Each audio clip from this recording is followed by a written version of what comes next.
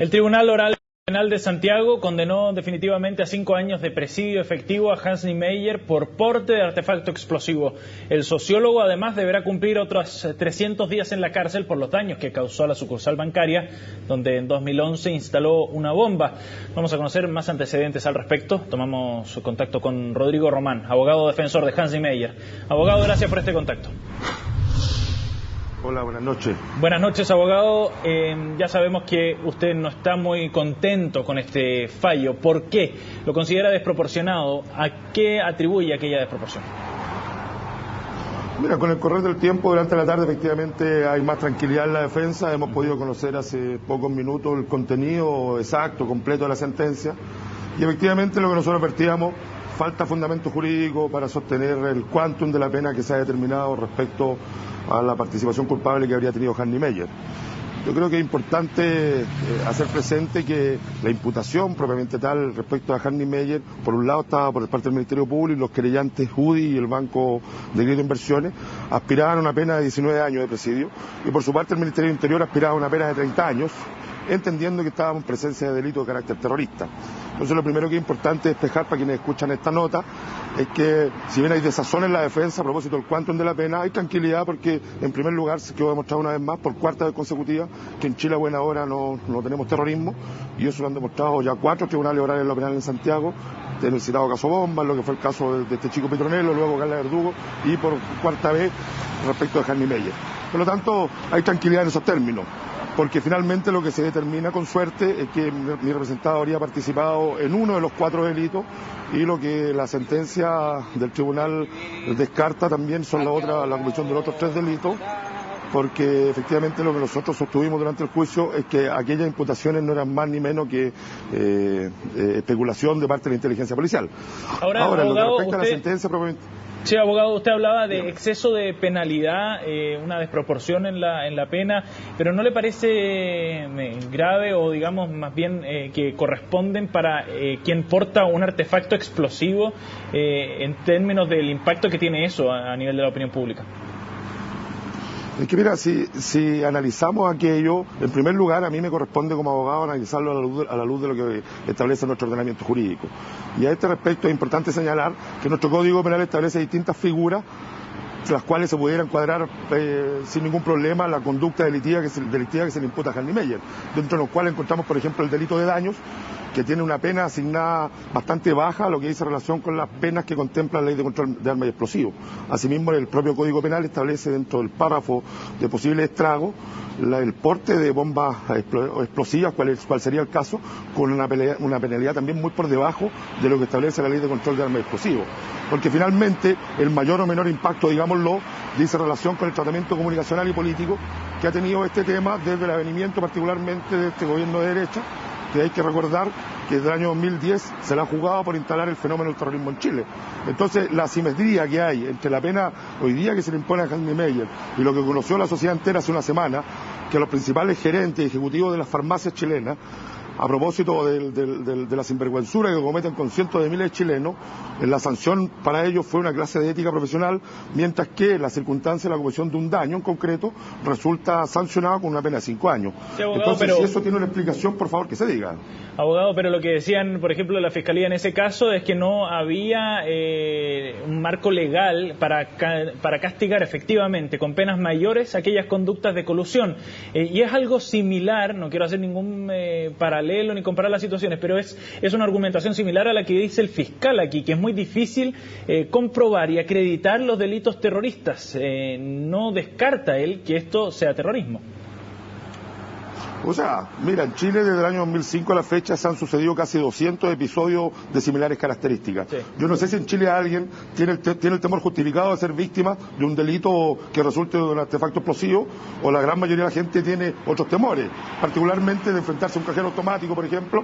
El principal temor que en general en la población es que te clonen la tarjeta, luego que la salida del cajero sea víctima de un asalto, y muy por delante estaría el temor justificado de ser víctima de un delito de explosión de un artefacto explosivo. Entonces esa es una figura que se ha trabajado, que se ha instalado particularmente de manera muy entusiasta por el gobierno de Chile, por la UDI en particular, que han sido querellantes en estos 4 procesos que te he nombrado, y en particular y han instalado en la población entonces que aquello, la detonación de un artefacto explosivo, importaría un delito terrorista. Pero conforme a nuestro ordenamiento jurídico, conforme al ordenamiento jurídico internacional, en ningún caso estaríamos en presencia de terrorismo. ¿Cuál es el caso de Chile, digamos? Entonces, el manejo que se hace de estas conductas, por supuesto, que ha llevado a que los medios de comunicación y los gobernantes pretendan instalar la existencia de terrorismo en Chile. Pero te repito, han habido 4 tribunales que en forma seria ya lo han señalado que no es así, y particularmente en lo que se refiere a este caso, es importante citar un párrafo de la sentencia, una sentencia de más de 70 páginas, que por supuesto que tenemos que estudiarla más pormenorizadamente, pero que establece que la conmoción que se causó, particularmente con la detonación del artefacto explosivo en el BCI Macul el 30 de noviembre del 2011, ¿sí?, no fue ni más ni menos la conmoción que causa cualquier hecho delictivo. Abogado. Entonces, lo del temor justificado de ser víctima del terrorismo, yo creo que esto es más bien una invención política.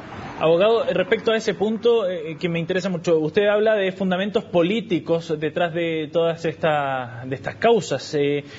¿Qué rango de intervención le asigna usted directamente al gobierno, al Ministerio del Interior? ¿Qué tanto influyó, cree usted, en estas causas contra Hansi Meyer?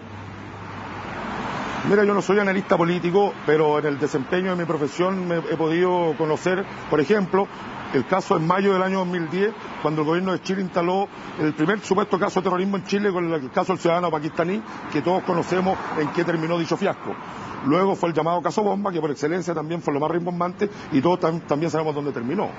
Luego de eso, en noviembre del año 2010, hay un tercer intento por parte del gobierno de instalar el fenómeno de terrorismo en Chile, con la circunstancia de que un militante comunista tenía vínculos con las FARC. La Corte Suprema también lo desechó. Luego está el caso del chico Pitronello, que el cuarto Tribunal Oral Penal de Santiago también desechó el delito como delito terrorista. Finalmente, una larga lista, que la tengo que nombrar, finalmente el caso de Carla Verduga y otro chico más, que el sexto Tribunal Oral Penal de Santiago también determinó que no estamos en presencia de delito terrorismo. Entonces, si los tribunales de la República, por 4ª vez, con resoluciones confirmadas por los tribunales de alzada, cual es el caso de la Corte de Apelaciones de Santiago, e incluso la excelentísima Corte Suprema, han señalado que no hay terrorismo, por supuesto que me permite concluir que el terrorismo está en la mente de los gobernantes, y muy probablemente aquello sea por el resabio que tienen algunos de ellos por haber participado en un gobierno en el cual está indefectiblemente acreditado, según sendos fallos, que se cometió terrorismo de Estado. La verdad que esa conclusión me hace llegar ya la contumacia de parte del persecutor penal, la contumacia del poder político de querer instalar la figura del terrorismo en Chile. Entonces, claro, yendo al caso en particular, antes que se nos vaya el tiempo, ¿por qué nosotros decimos que hay una exageración de derecho penal? Porque nuestro Código Penal establece distintas figuras delictivas en las cuales se encuadra la circunstancia de la colocación de un artefacto explosivo. ¿Cuál es el caso del delito de daño? ¿O cuál es el caso del artículo 481 del Código Penal? Ambas figuras penales que tienen una sanción muy inferior a los 5 años. Entonces aquí lo que hay al final del día es que por coincidencia o por rebote hay un castigo, porque eso es lo que se perseguía, pero que carece absolutamente de fundamento. Recordemos primero que se dijo que era un delito terrorista.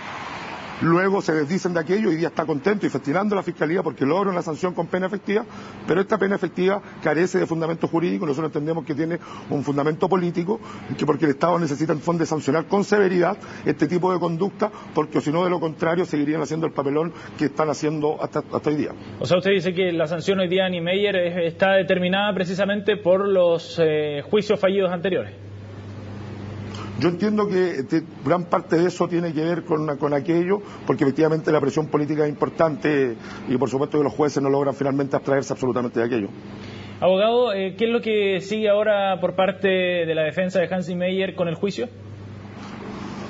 Mira, nosotros muy probablemente en los próximos días vamos a interponer recursos de nulidad y recursos de apelación, porque entendemos que hay una inexacta o una incorrecta aplicación del derecho, tanto en lo que dice relación con la calificación jurídica del hecho, tanto en lo que dice relación con la determinación de la pena particularmente.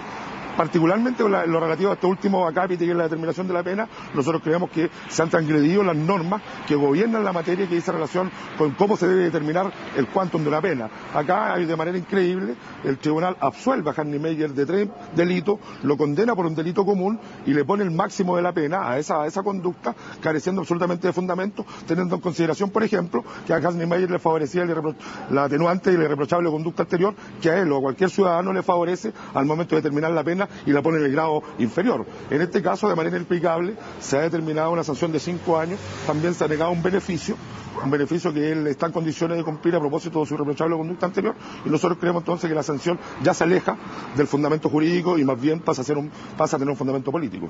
Abogado Román, le agradecemos su tiempo con CNN Chile para analizar este caso. Muchas gracias. Muchas gracias a ustedes. Buenas noches. Buenas noches.